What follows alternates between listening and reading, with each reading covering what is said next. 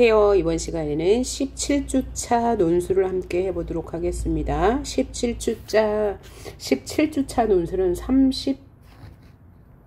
30페이지부터 49쪽까지 있는데요. 아마 파일 4개 정도로 녹화할 수 있을 것 같고요. 논제는 4개가 있습니다. 근데 통합사회는 좀 내용이 어렵지 않습니다.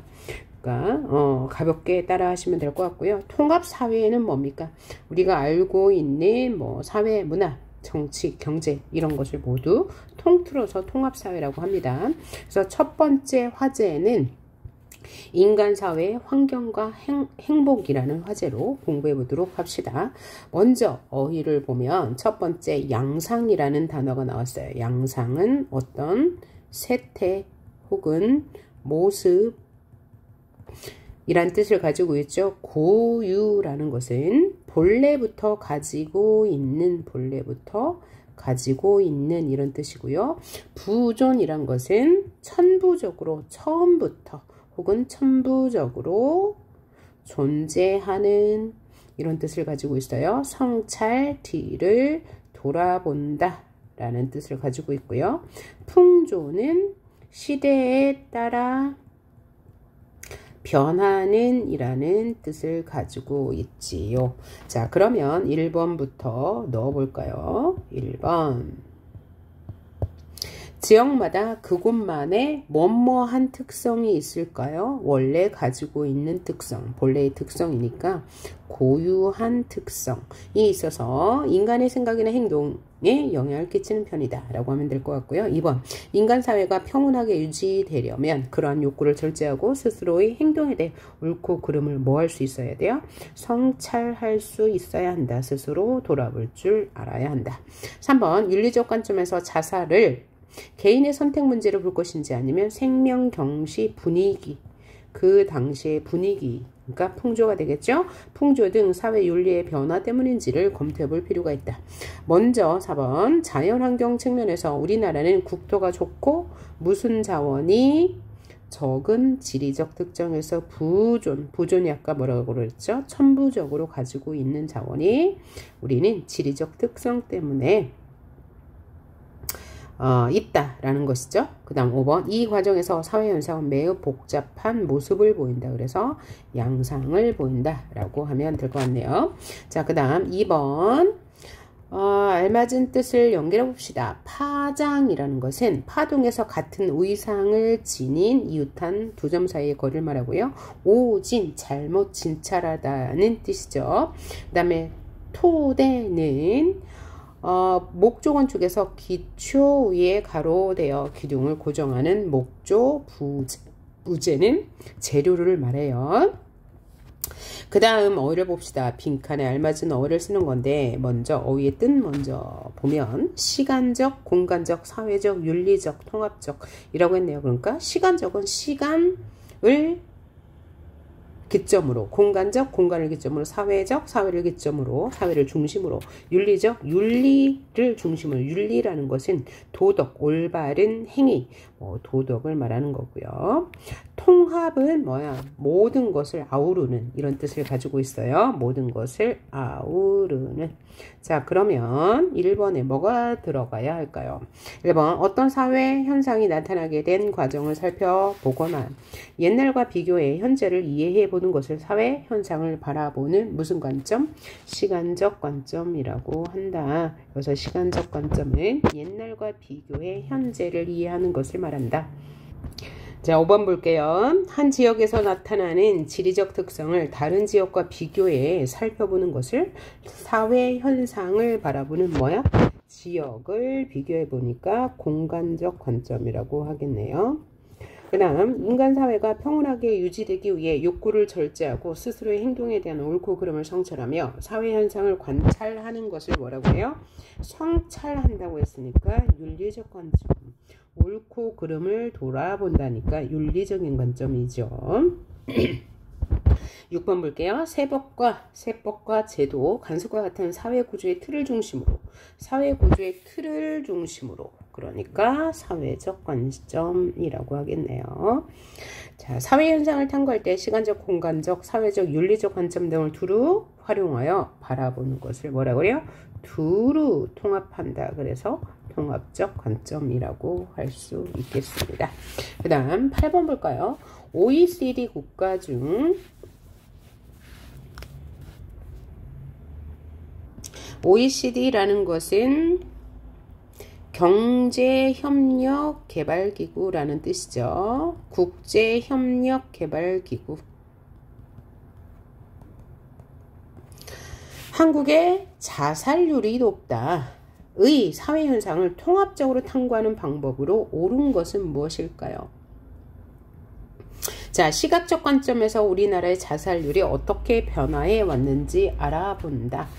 자, 그러면 시각적 관점이라는 것은 눈에 보이는 것이잖아요. 그런데 자살하는 변화를 자살률이라고 하는데 얘는 눈으로 확인할 수 없죠. 물리적인 눈으로. 그러니까 얘는 될 수가 없고. 2번 공간적 관점에서 우리 지역, 우리나라 이외의 자살률이 높은 지역을 어디인지 알아본다. 그걸 통하면 한국의 자살률이 가장 높다는 것을 바라볼 수 있나요? 그건 아니죠. 그죠? 그 다음에 사회적 관점에서 사람들이 자살을 선택하게 되는 다양한 요소를 세대별로 알아본다. 자, 이것은 그렇게 하면 안 되죠. 국제적으로 볼 때, 우리나라가 자살률이 높다고 했으니까 국제적 관점으로 바라봐야 되는 거예요. 우리나라 안에서만 바라보면 안 되는 거죠. 4번, 윤리적 관점에서 자살 이유 등을 정리할 수가 해볼 수 있는데 여기서는 맞지 않아요. 그죠? 왜냐하면 국제협력개발기구 중에 우리나라 자살률이 높다고 했으니까. 그죠? 이 전 세계적으로 바라봐야 할 거예요. 그러니까 맞지 않고요. 5번 한 가지 사회 관점을 여러 가지 시각으로 두루 살펴보고 이해하면서 우리나라의 높은 자살률이라는 사회 현상을 심층적으로 살펴본다. 왜냐하면 자, OECD 개발 국가 중에서 우리나라의 자살률이 높은 이유는 뭐 때문이에요? 자, 국제적으로 비교해 봤을 때 우리나라의 자살률이 높음으로 그러한 요인이 무엇인지 살펴볼 수 있겠네요. 자, 그 다음 행복이란 무엇일까? 행복에 대해서 한번 살펴봅시다. 자, 첫 번째 단어가 모순, 창과 방패라는 뜻으로 앞뒤에 말이 이치에 맞지 않는 것을 우리는 모순이라고 하죠. 탐닉한다 그러는 것은 한 가지 혹은 어떤 일에 즐겁게 하다. 그러니까 즐겁게 빠지다. 그래서 한 가지 일에 빠져서 좋아하는 것을, 즐거워하는 것을 우리는 탐닉한다 라고 하고, 육성은 길러 키우다 라는 뜻을 가지고 있죠. 몰사, 전 인원이 뭐였다? 죽음을 몰사라고 하고, 진전은 발전이라는 뜻을 가지고 있죠. 그럼 이걸 토대로 가로 안을 외워봅시다. 누구나 행복을 추구하지만 아무도 행복이 무엇인지 자신있게 이야기할 수 없는 뭐뭐에 빠져있다? 모순이라고 하면 되겠네요. 그 다음 청정한 자연과 공동체의 전통문화 등을 활용한 관광산업 육성.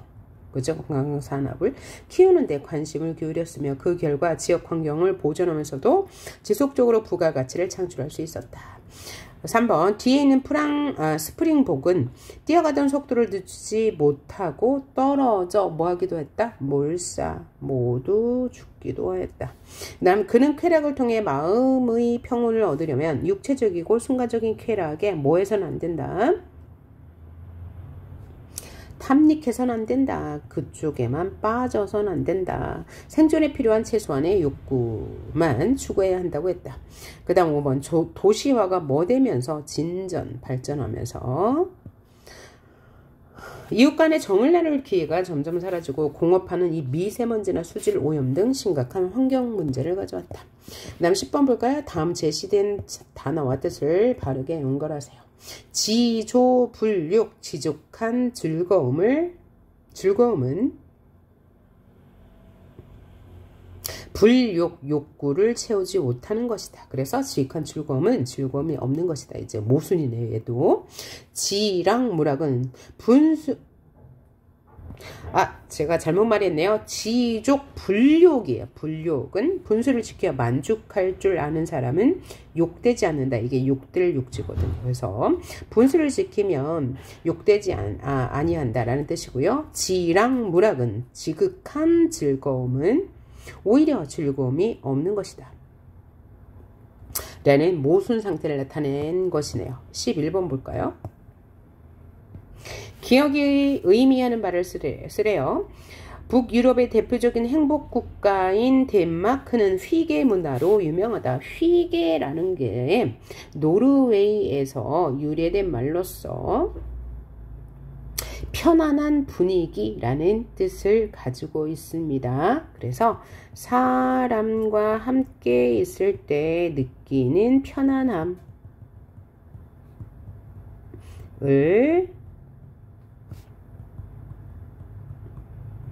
휘게라고 합니다. 행복과 관련된 말이죠. 12번 볼까요?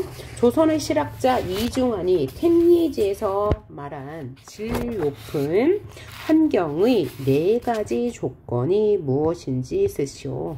그래서 이중환이 질 좋은 거주 환경은 4가지 조건을 갖춰야 한다. 그것은 지리적 조건, 두 번째는 생리적 조건, 세 번째는 산수, 자연이겠죠.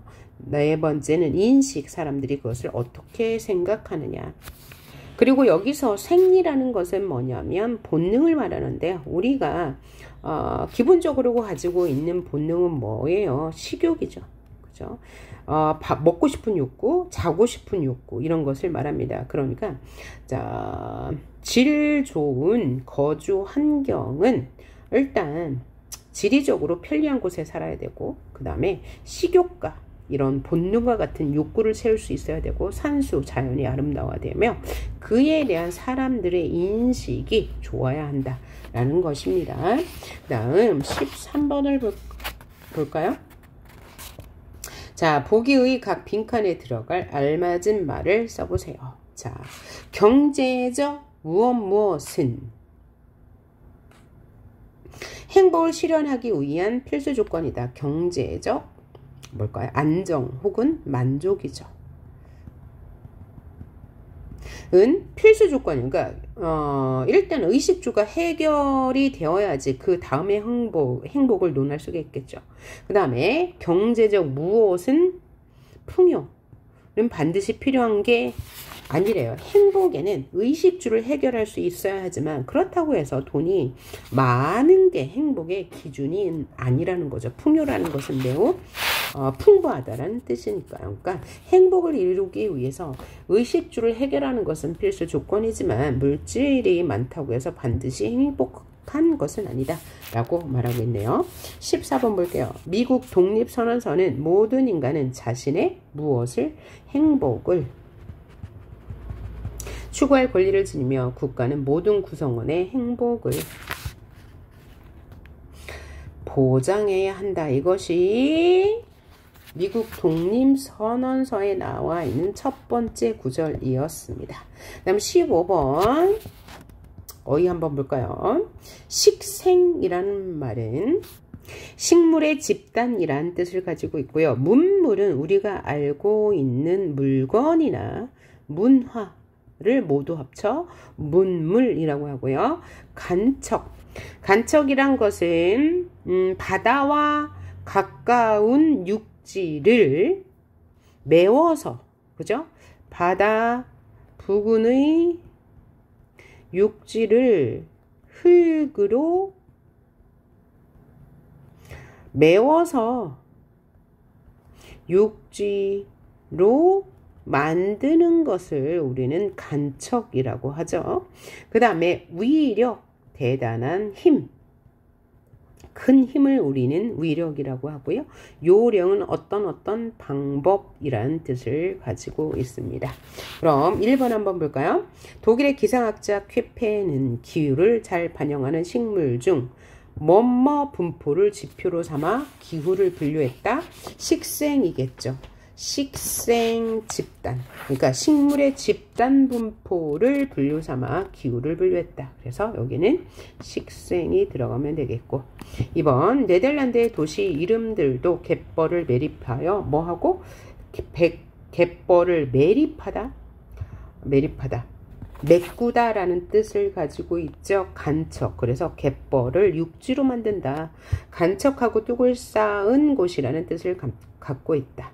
자, 자연의 무엇인 위대한 힘, 위력은 여전히 크지만 인간은 이를 극복하고 이용하기 위해 쉼없이 연구하며 노력하고 있다. 4번 이 사건을 계기로 쓰나미가 발생했을 때 대피 무엇을 요령이죠. 방법. 요령을 알리는 안내판이 전 세계 해안 곳곳에 세워졌다. 5번 9에서 15세기에 지중해를 중심으로 세계 무역이 이루어지면서 베네치아는 동서 무엇이 문물, 문화와 물건이 합류하는 지점이 되어 상업도시로 크게 번창하였다. 자, 그 다음 조항 뭘까요? 법률이나 규정 따위의 항목을 말하고요. 치수네요. 물을 다스린다는 뜻을 가지고 있죠. 수리시설을 잘하여 홍수나 이런 가뭄의 피해를 막는다. 군림한다. 어떤 분야에서 절대적인 권력을 가지고 사람들을 압도한다 할 때 우리가 군림이라는 말을 쓰죠. 그 다음에 나와 있는 말들이 기후에 대한 말인데요. 여러분이 이제 사회 시간에 배울 거예요. 그래서 우리는 무엇을 중심으로 위도네요. 위도. 자, 이렇게 세 개의 지도가 있다면 이 가로선을 우리는 뭐라고 그래요? 위도라고 하죠. 위도. 가로선을 위도로 하고 세로선을 뭐라고 해요? 경도라고 하죠. 그래서 우리나라가 만약에 이쯤 있다면 우리는 위도 몇 도에 있어요? 자, 세계 지도가 뭐 있다 치면 여기가 세계 중심을 나누는 가로선을 우리는 뭐라고 그래요? 적도죠. 그래서 적도를 중심으로 위쪽으로 가면 북극이 되는 거고 요 밑으로 가면 남극이 되는 건데 우리는 적도를 중심으로 위쪽으로 있어요. 그래서 북위 37.5도 여기에 있고요. 경도는 시간을 표시하는 거죠. 그래서 경도로 보면 132도에 있습니다. 이걸 중심으로 어떻게 이 적도를 중심으로 이 30도까지를 우리는 무슨 기후라고 하냐? 열대기후라고 하죠. 그 다음에 30도에서 60도 사이를 우리는 뭐라고 해요? 온대기후라고 하죠. 그러니까 우리나라는 온대기후고요. 그 다음에 60도에서 90도 사이를 냉대기후라고 하고요. 그 다음에 90도 이상을 한대기후라고 해요. 그래서 이 적도에서 멀어질수록 점점 뭐해지는 거예요? 추워지는 거죠. 그렇죠? 그 다음에 이 적도 부근, 요 부근은 비가 잘 내리지 않아요. 바로 여기를 우리는 뭐라고 해요? 무슨 기후? 건조기후. 비가 잘 내리지 않는 지역. 건조기후라고 합니다. 자, 요 설명 봤죠? 자, 그럼 요걸 토대로 우리가 기후를 한번 맞춰볼까요? 자, 냉대기후는 가장 추운 여기 북극과 가장 춥진 않니. 한대가 더 추우니까 이 북극 주변과 이 남극 주변을 말하는 거예요. 자, 그 다음에 건조기후는 이 적도 부근, 온대기후는 이제 사계절이 뚜렷한 우리나라와 같은 곳. 그 열대기후는 1년 내내 여름인 거죠. 그 다음에 한대기후는 1년 내내 겨울인 거예요. 자, 그러면 됐죠? 17번. 먼먼은 적도 부근에서 주로 나타나며 기온이 가장 높고 강수량이 많아 나무가 울창하게 우겨진다. 그 기후를 뭐라고 그래요? 온도는 항상 높고 비가 많이 와. 강수량이 많아. 이곳을 뭐라고 그래? 열대기후라고 하죠. 그 다음 땡땡은 연 강수량이 50mm도 안 돼. 그러니까 건조기후죠. 비가 안 오니까. 키 작은 풀과 초목위에는 잘 자라지 못하고 땅이 모래와 자갈로 이루어진 지역을 우리는 건조기후라고 하겠네요. 그 다음 19번 땡땡은 봄, 여름, 가을, 겨울이 뚜렷하고 최한월, 한이 추울 한자예요. 최고로 추울 때가 연평균 기온이 영하 3도 이하로 떨어지지 않는 기후, 이런 기후를 뭐라고 그래요? 온대기후, 사계절이 뚜렷하다.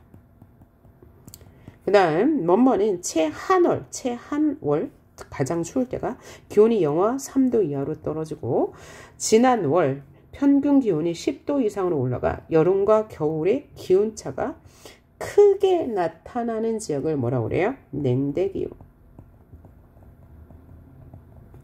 그러니까 이 위도 60도에서 90도 사이를 우리는 냉대기후라고 하죠. 그 다음 21번 뭐뭐는 극지역과 그 주변에서 주로 나타나고 최난월 가장 따뜻할 때가 기온이 10도를 넘지 않아 지구상에서 평균 기온이 가장 낮은 지역을 여기는 뭐라고 그래요? 가장 낮은 지역. 냉대 다음에 한대. 그래서 한대 지역은 90도 이상인 지역을 말합니다. 한대 지역은 뭐라고요? 90도.